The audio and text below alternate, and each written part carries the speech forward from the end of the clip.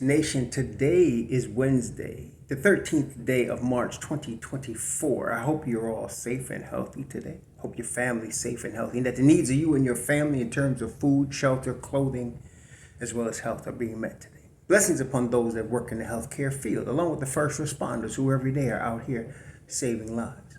Those also that pick up garbage to keep our places clean, and those that make deliveries of important things like mail, food, water, and people for our convenience.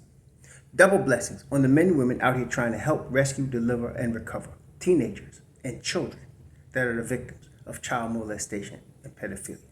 People that are also victims of pornography and child pornography, prostitution, child prostitution, human trafficking, sex slavery, double curses on the perpetrators of these things, double curses on those that profit from these things, double curses upon the perverts that create the great demand for these industries.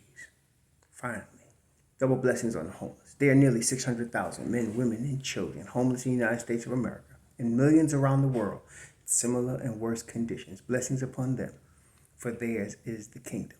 There was a basketball game last night at Madison Square Garden. The New York Knicks destroyed the Philadelphia 76ers 106-79. Third game in a row, the Knicks have held opponents under 80 points. The ferocious defense is back, with OG Anunoby returning to the lineup, with Isaiah Hartenstein really also being an important part. He was, Tibbs had mentioned Friday, and I had noticed before, he wasn't as active, coming back from the Achilles, but I had to believe it was going to get better, otherwise he wouldn't be playing. So he did get better, and on last Friday against Orlando, I had not seen Hartenstein that active since he sat because of the Achilles, and that has continued. On Friday, on Sunday, and then last night, he was very active. You see, again, Tibbs' style defense depends on a rim protecting five. That's just how it is. Like I said, Mike D'Antoni, offensive coach, his schemes depend on an aggressive point guard. For Tibbs, who focuses on defense and rebounding, his schemes depend on a rim protecting five. That's Isaiah Hartenstein. Okay, who's active. Now, Hartenstein brings other things to the table, like his passing ability as well, and he's very good, consistent free throw shooter, but it's the rim protection and the defense, especially the speed at which he covers ground and backs up his teammates, that starts the whole process for Tibbs. Then, of course, the rebounding as well. So last night, that was back, but then you add OG Anunoby back to the lineup. And now the ferocious defense returned. And that opens up Josh Hart. I actually thought Precious might have had a chance to start, but I should have known better because Tibbs always depends. Hart is the first guy he calls to start when anybody's out. That's not a five. If it's a 4, a 3, a 2, he's starting Hart, period. And so that's what happened last night, but obviously it worked out because Josh Hart was phenomenal. Triple-double, 19 points, 10 assists, 20 points, 19 rebounds, 10 assists. Tibbs went 9 deep last night. The only 2 players that weren't positive, of course, were the 2 bums, and they're not going to be long for this lineup, I can tell you right now. So first guy to lose his minutes when OG returned was Jericho Sims last night. Jericho Sims. Now, it looks like Mitchell Robinson's going to probably beat Jew coming back. And that doesn't mean anything in terms of Jew because we got Precious. And we're doing pretty daggone good with him. In fact, Precious Achua again came off last night. 13 points, 8 boards, 3 on the offensive end, 2 blocks. He's been blocking some shots, and he's playing some defense. Again, that all adds to the ferociousness of a Tom Thibodeau-led defense. The key is you need to have players that fit in his system. And now, OG Anunoby, Isaiah Hartenstein, Josh Hart, Dante DiVincenzo, Achua, McBride, Mitch Rob, they all fit in what Tom Thibodeau wants to do defensively. Again, people focus too much on offense. Look at the 2 bums. Bodega 44 bum and Burks bum. Offense is what everybody's focused on. Oh, they're going to bring all of these points. These guys can't guard their shadow. And the only time the Knicks lead shrunk last night was when they were in the game. No coincidence. No coincidence. Okay? So the more closer we are, next guy back, Mitch Rob, probably, on this road trip. Probably Mitch Rob.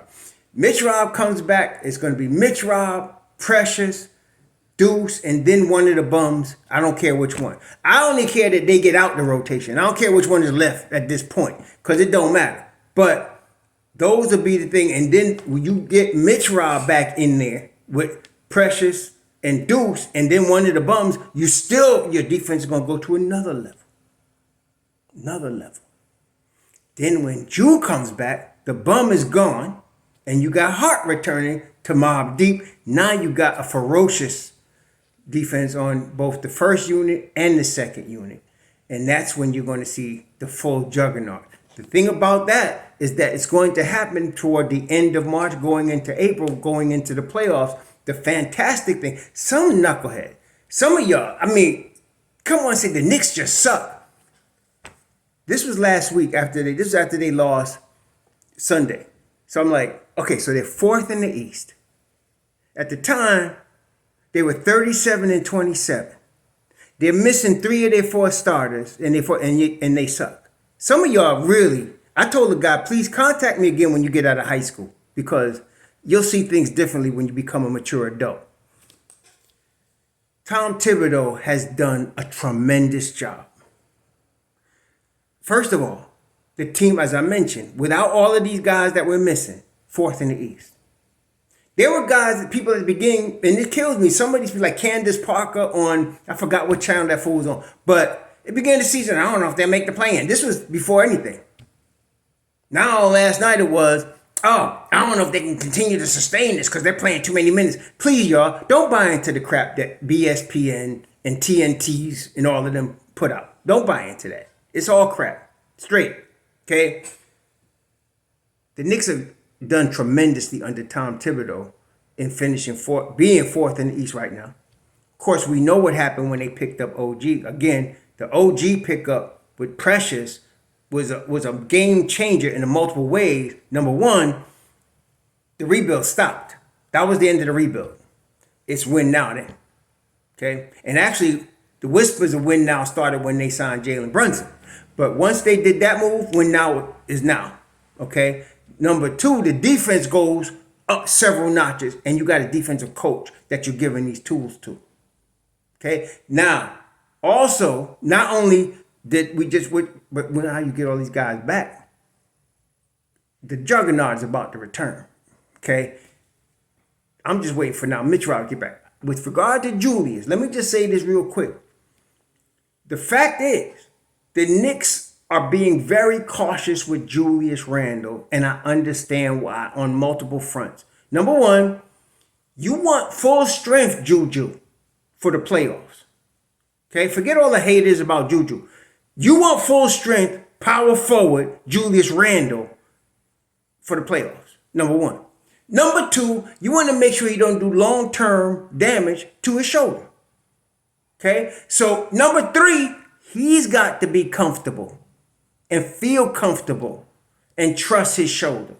Now, I feel like, just to let you know, all three are going to happen. He's going to feel comfortable. He's going to come back strong and healthy. And he's not going to do no long-term damage to his shoulder. But they're cautious. The Knicks medical staff is among the best in the world. And so they're going to be very cautious about making sure he's right. I feel still he could be come back anytime, as long, because all that I just said could come together in a day, 2 days. Okay, Mitch Rob is chomping at the bit to get back. When you start seeing him all this time on social media and posing and telling Coach Tibbs, tell the people I'm gonna be ready. He's ready to come back. Okay, he just needs to go through the protocols. Like I said, I expect him to be back before the end of this road trip. And when he does come back, like I said, now we only have one bum to play.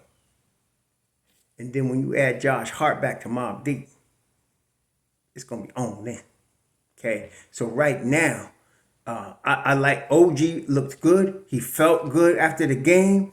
Hartenstein is looking stronger. Last night he played 20 minutes at the 5. And then you had Precious actually playing five, with Anunoby and Brunson and Hart and DiVincenzo or Deuce McBride, who also played a tremendous game yesterday. Deuce was 3 of 5 from three, shot 60% from three yesterday. For all you, I keep bringing that up because all y'all talking about he can't shoot in the NBA level. Then you have, of course, Devo was 4 of 9. Brunson was 4 of 8. Hart sucked at the 3-point line, but come on, man. 19 boards, 10 assists, 20 points. Yeah, he's the Swiss Army knife. That's Tibbs' Swiss Army knife right there.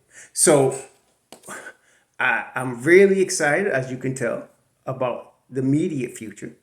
Right now, the Knicks are now 38 and 27 in the standings. They did give themselves a little breathing room. So now you got the Knicks in the 4th seed. They're a game ahead of Orlando, who's 37 and 28. They're actually a game and a half above Indiana in the 6th seed. And then the 7th seed is Philly. The Knicks got 2 full games on them. And then 2.5 games on 8th seed at Miami. So this is good, not only because of the snapshot it is right now, which is what it is, a snapshot, but projection going forward with this squad.